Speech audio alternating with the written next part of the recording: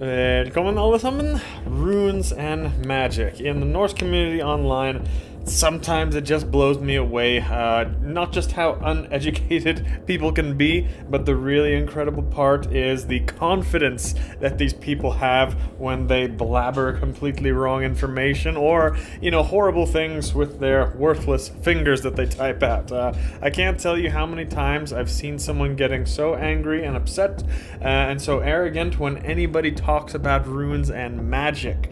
Some of these people say, oh, it's a modern invention. Runes were never used as alphabet, they were simply an alphabet and nothing more.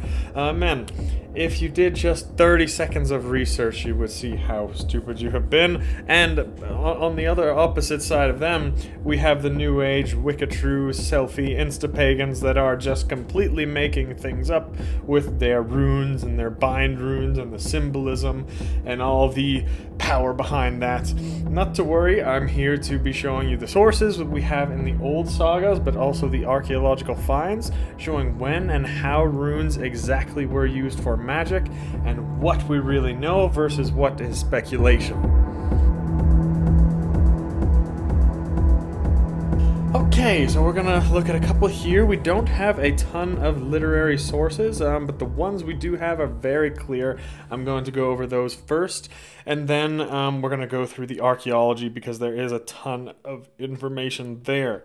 The number one source for rune magic is definitely going to be Egils Saga. Matter of fact, Egils Saga is the number one source for the whole Viking Age. If you're really interested on anything about the Viking Age, how they lived, how they fought, you know, love stories, rune magic, you know, the beliefs, the relations with kings, Egils Saga has about everything you could want in a Viking Age saga. But anyway, for rune magic, it is the number one source, and there's the most attestations of rune magic there. Believe what you want.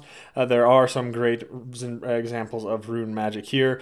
Most famous one is Egil's discovery of the poison in his drink that was offered to him by the Lord's wife at a feast, and by carving the runes on the horn and reddening the horn with his own blood, it caused the horn to shatter, and it made him immune to the poison.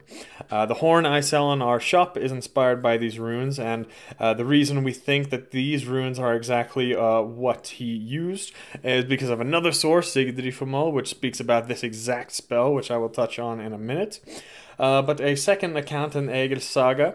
Egil is visiting Sweden, going through the countryside there, and he arrives at a family farm where a girl is sick.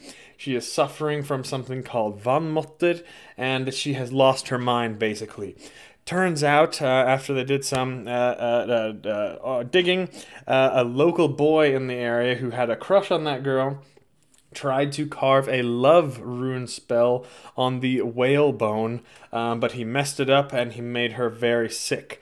Love spells with runes carved in them, by the way, we have many of those in the archaeology. I will touch on that at the end. But anyway, Egil, who is an expert in rune magic, he shaves off the rune carvings off the whalebone. He throws the shavings and the whalebone into the fire to negate the negative effects that were brought on by that rune. Egil carved some new runes on a new whalebone, and he put that under the girl's pillow, and she recovers swiftly. We don't know exactly what runes Egil carved on that bone, but he gives this following poem about the sacredness of the runes and how you should not carve runes unless you really know what you're doing. Interestingly, a very similar stanza is known from a runic inscription from Trondheim that you see here. So it's super... we're so lucky we have that, guys. Thankfully, even though we don't know about the runes carved in that source, it's incredible that that source, the most important one, still preserved, tells us how to cancel any negative effects from some runes that you may have carved. So if you ever get into the point where you've carved some runes on something and you think it's brought negative effects, that is the exact strategy you do to negate that. If you believe in all that stuff, that's all up to you. Another one, the famous Nidstang in Egils Saga. Egil, in attempt to curse the antagonist of the saga, Eric Bloodaxe, and his queen, Egil takes the pole made from a hazel tree.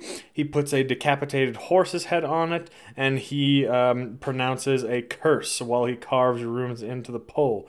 Basically striking fear into the Landvetter. That's what the curse did. He cursed the Landvetter in order for them to act and take action on Eric Bloodaxe and remove him from the lands of Norway. And the curse worked, actually. Eric Bloodaxe fled to England and ruled Northumbria until his death. That is a confirmed history that we know. We have other attestations of the Nidstang and a full description of this story, which I covered in this video here, if you'd like to check that out, because there's a lot of misinformation about that as well. Finally, towards the end of Egils Saga, when Egil was an old man, Egil's son died, and he was in great mourning. He was very sad.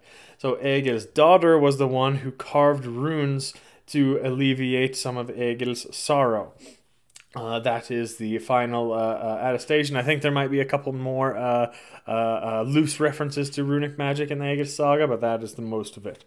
On to a couple other sources that are set in the Viking Age from the 800s onwards. But remember, these are not written down until the 12 to 1300s, making some people question their reliability. For example, the runic descriptions that are prominent in the sagas were thought to be predating the actual use of runes, which was common in Iceland in later times. However, some recent archaeological finds, specifically a 10th or 11th century runic tablet from Vide, that basically disproves all of that. So now we know that no doubt rune magic and these things were done long before the sagas were written down in the 12 and 1300s. So there's no reason to believe really that any of the accounts of rune magic in the sagas were later inventions. I'm not saying you have to believe all this. I'm just saying there's no reason to not believe that people back then actually did believe on this thing. An even more clear attestation of rune magic comes in Bosa Saga og Herauds. In the 5th chapter, Börzi was captured by the king Hringr of Isgetterland, and he was set to be killed in the morning. So Börzi's foster mother, Busla, she carved runes and placed a long curse upon the king, who was said to kill her foster son. A very interesting text which later became known as Busla's Prayer. A lot of it the author does not write down because this was a deeply pagan thing and very forbidden by the time Christian times when this saga was written down.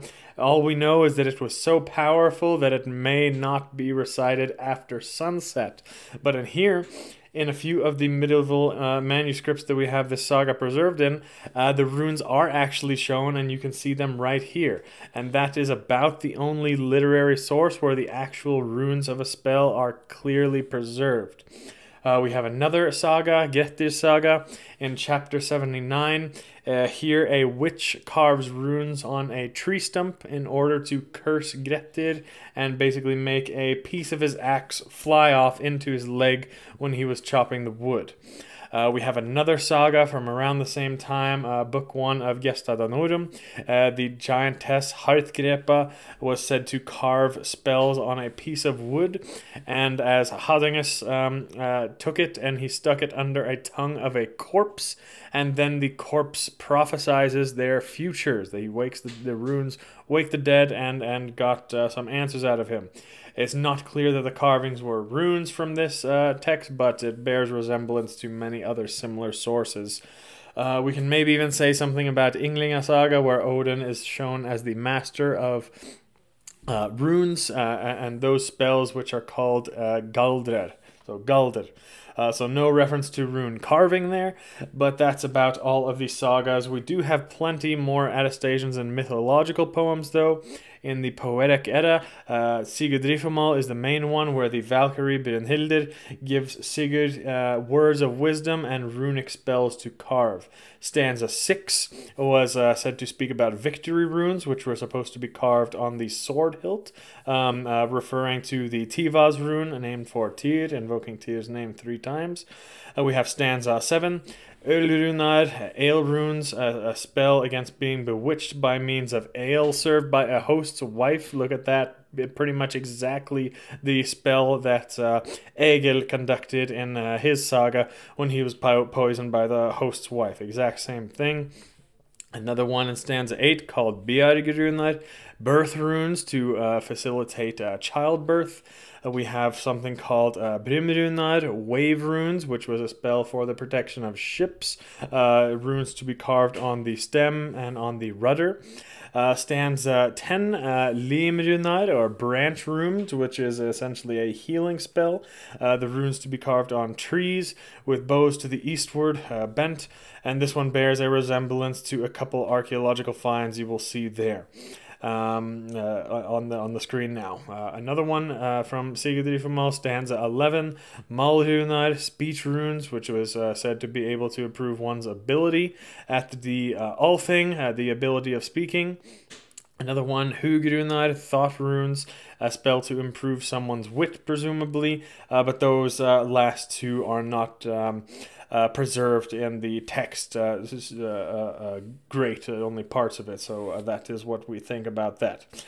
Most of those in Sigrdrifumal, they of course don't say which exact runes were to be carved, but either way, some very clear attestations of rune magic.